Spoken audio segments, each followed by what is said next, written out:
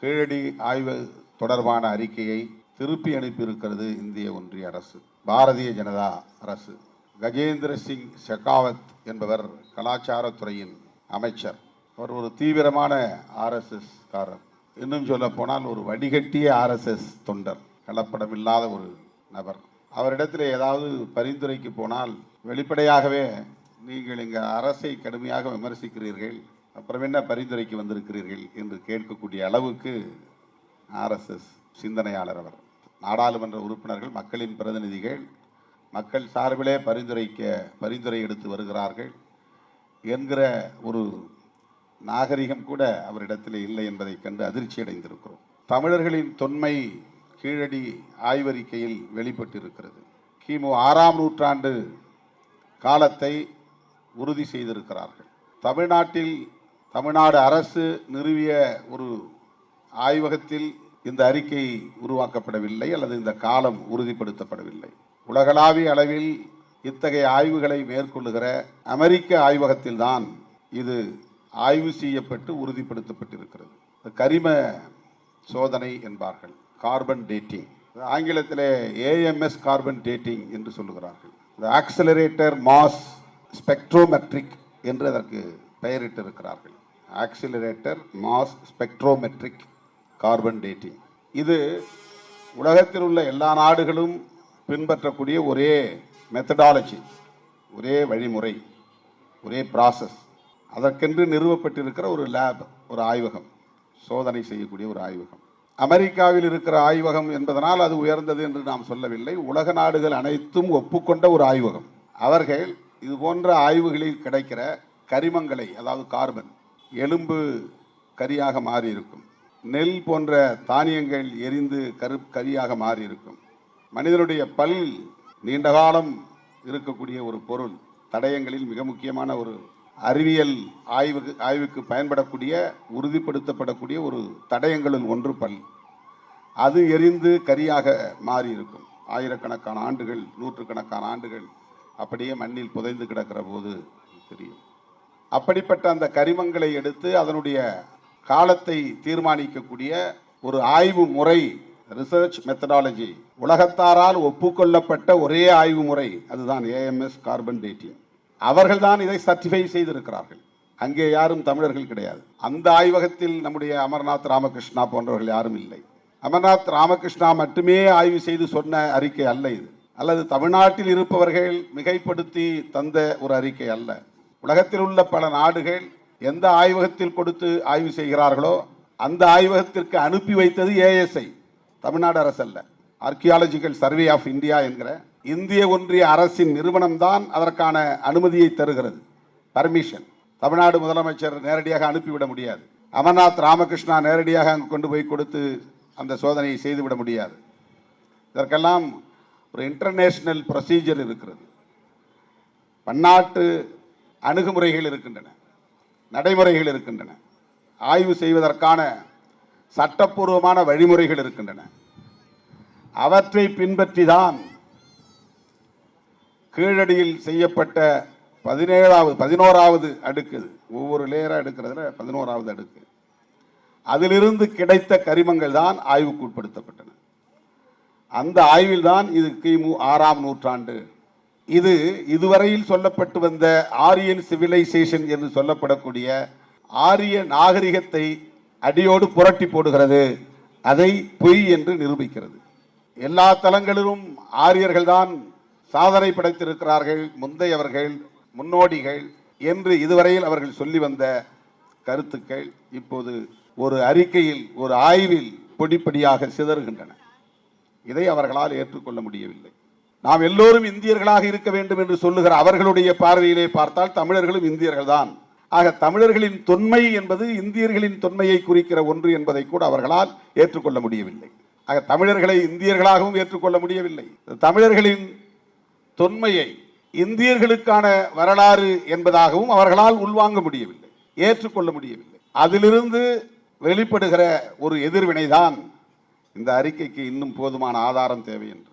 Research methodology என்பது எல்லா இடங்களிலும் ஒரே மாதிரி தான். எந்த பல்கலைக்கழகத்துக்கு போனாலும் PhD தான் பண்ணணும்னு ஒரு ப்ரொசீஜர் இருக்கு, மெத்தடாலஜி இருக்கு.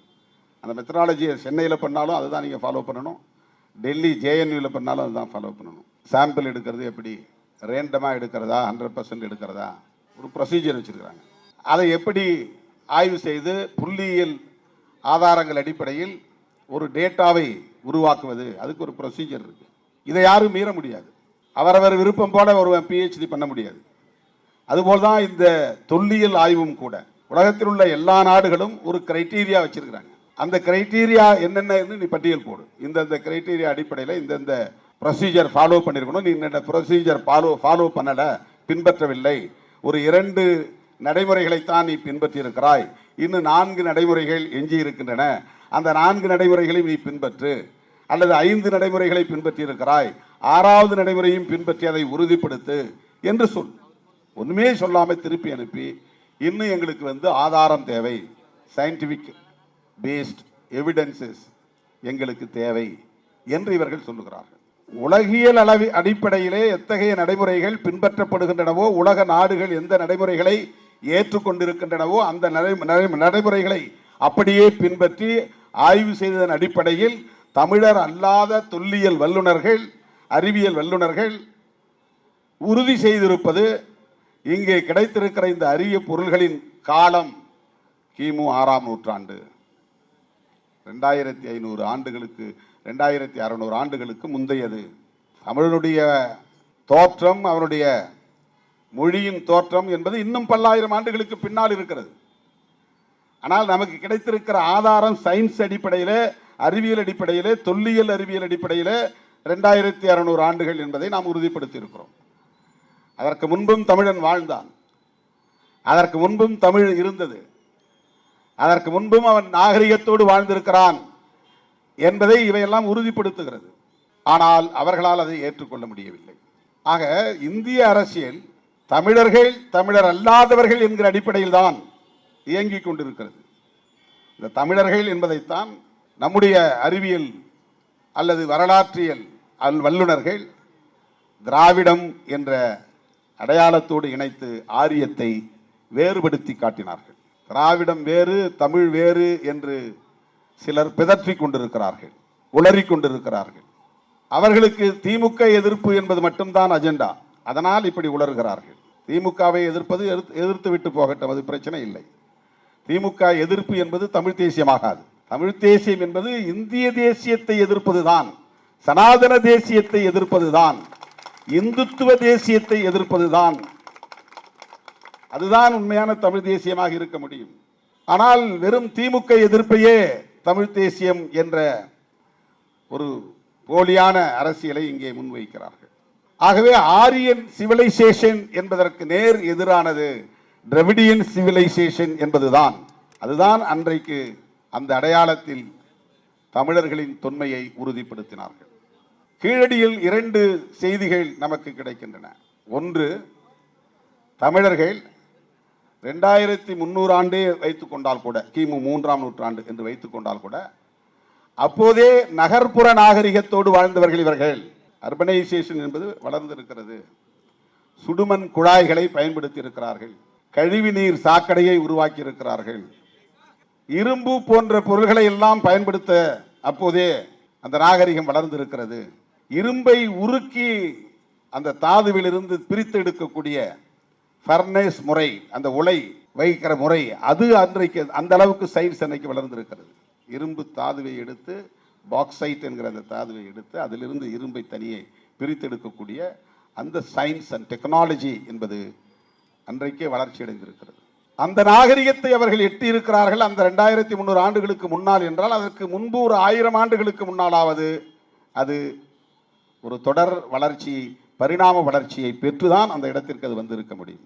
ஒரு எவால்யூஷன் என்பது வளர்ச்சியிலே முக்கியமானது. திடமென ஒன்று சுயம்புவாக ஒரு நிலையை, ஒரு டெவலப்மெண்டல் ஸ்டேஜ் என்பதை எட்ட முடியாது. ஒவ்வொன்றிலும் ஒவ்வொரு எவால்யூஷன் என்பது இருக்கிறது, பரிணாம வளர்ச்சி என்பது இருக்கிறது. 2300 ஆண்டுகளுக்கு முன்னாலேயே நகர்ப்புற நாகரிகம் இருந்திருக்கிறது என்று சொன்னால் பல 100 ஆண்டுகளுக்கு முன்னாலேயே அது படிப்படியாக வளர்ந்து வந்திருக்கிறது என்று பொருள். அப்போதே பானை ஓடுகளில் நம்முடைய எழுத்துக்கள் இருந்திருக்கின்றன என்றால், அந்த வாக்கிய முறைகள் இலக்கணப்படி இருந்திருக்கிறது என்று சொன்னால், அந்த மொழி அதற்கு முன்னால் பல 1000 ஆண்டுகளுக்கு முன்னாலேயே வளர்ச்சி அடைந்திருக்கிறது, அது இலக்கிய வளத்தையும் பெற்றிருக்கிறது என்பதை உணர முடிகிறது. ஆகவே மொழியால் சமஸ்கிருதத்திற்கு முந்தியது தமிழ் மொழி வரலாற்றில. நாகரிகத்தால் இவர்கள் இதுவரையில் சொல்லிக் கொண்டிருந்த ஆரிய நாகரிகத்தை முந்தையது தமிழர் நாகரிகம் என்பதை கீழடி உறுதிப்படுத்துகிறது. தொன்மை என்பதுதான் இதிலே மிக முக்கியமானது. அதை அவர்களால் ஏற்றுக்கொள்ள முடியவில்லை. இந்த யுத்தம் இன்னும் தொடரும். இதையெல்லாம் ஒட்டுமொத்தமாக புறந்தள்ளிவிட்டு இந்துக்களாக மாறுங்கள் என்றவன் 19 ஒரு முழக்கத்தை வைக்கிறான். இந்த நாடு இந்துக்களுக்கான நாடு என்ற பிரச்சாரத்தை மேற்கொள்கிறான். மத அடிப்படையிலே, கடவுள் நம்பிக்கை அடிப்படையிலே எல்லா வரலாற்றையும் பின்னுக்கு தள்ளிவிட்டு இவர்களை இந்த மாய்மால அரசியலில் வீழ்த்திவிடலாம் என்று அவன் கணக்கு போடுகிறான். அதிலே ஒரு உத்திதான் இப்போது முருகர் பக்தர் மாநாடு அறிவிக்கப்பட்டிருக்கிறது. இதையெல்லாம் எப்படி நாம் எதிர்கொள்ள போகிறோம், எப்படி அந்த சதிகளை நாம் முறியடிக்க போகிறோம், இதுதான் நம் முன்னால் இருக்கிற சவால். இந்த அடிப்படையில் தான் தமிழர்களை நாம் ஒருங்கிணைக்க வேண்டியிருக்கிறது. எனவே இவர்கள் அமர்நாத் ராமகிருஷ்ணா மேலே இருக்கிற வெறுப்பால் இதை திருப்பி அனுப்பிவிட்டதாக நாம் கருதிவிட முடியாது. ஒட்டுமொத்த தமிழரின் தொன்மையை நிலைநாட்ட நாம் போராடுகிறோம் என்பதை அவர்களால் ஏற்றுக்கொள்ள முடியவில்லை. இது ஒரு தற்காலிகமான பின்னடைவாக இருக்க முடியுமே தவிர அவர்களால் வெற்றி பெற முடியாது. வரலாறு வரலாறு தான், அறிவியல் அறிவியல் தான். அதை எந்த கொம்பனாலும் அசைக்க முடியாது, மாற்ற முடியாது. இடைக்காலமாக திரிபுவாதம் செய்ய முடியும், அவ்வளவுதான். வரலாற்றை இடைக்காலமாக திரிபுவாதம் செய்ய முடியும், ஆனால் உண்மையை மறைக்க முடியாது. அறிவியலை இடைக்காலமாக தள்ளி போட முடியும். இல்லை இல்லை, எங்க நாகரிகம் தான் முந்தையது, உங்க நாகரிகத்திற்கு எந்த அடையாளமும் இல்லை, ஆதாரம் இல்லை என்று தள்ளி போட முடியும், கையிலே ஆட்சி அதிகாரம் இருப்பதனால். இது நிரந்தரமானதல்ல. மக்கள் நினைத்தால் தூக்கி எறிவார்கள். அந்த காலம் நெருங்க போகிறது. ஆகவே அப்போது அறிவியல் அறிவியலாக வெளிப்படும். எனவே கீழடி ஆய்வு அறிக்கையை உடனடியாக இந்திய அரசு அதிகாரபூர்வமாக ஏற்று அறிவிக்க வேண்டும், அதை வெளியிட வேண்டும்.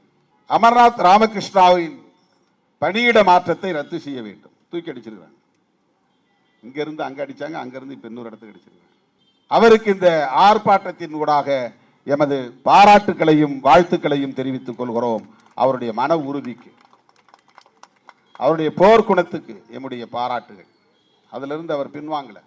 நீ சொல்றபடி நாங்கள் செய்கிறேங்க, எனக்கு பதவி இந்த இடம் போதும், இந்த போஸ்டிங் இருந்தால் போதும் அப்படின்னு அவர் நினைக்கல. நான் ஏன் நீ நினைக்கிற மாதிரி மாற்றி கொடுக்கணும் என்று எதிர்த்து போரிடுகிற ஒரு துணிச்சல், அந்த அரசியல் புரிதல், இந்த கொள்கை பிடிப்பு, அவரை இந்த நேரத்தில் நான் பாராட்ட கடமைப்பட்டு இருக்கிறேன். அடுத்து வைகை நதிக்கரையின் ஓரத்தில் இதுவரையில் 293 இடங்களை ஏஎஸ்ஐ துறை அடையாளம் கண்டிருக்கிறது. ஆய்வுக்குரிய பகுதிகள் என்று, சோதனைக்கு உட்படுத்தப்பட வேண்டிய பகுதிகள் என்று அடையாளப்படுத்தி இருக்கிறார்கள். அதில் 3 இடங்களை தான் இப்போ தேர்வு பண்ணி, அதில் ஒரு இடம் தான் கீழடி. இன்னும் 290 இடங்களை நம்ம அகழ்வாய்வு செய்ய வேண்டிய தேவை இருக்கிறது.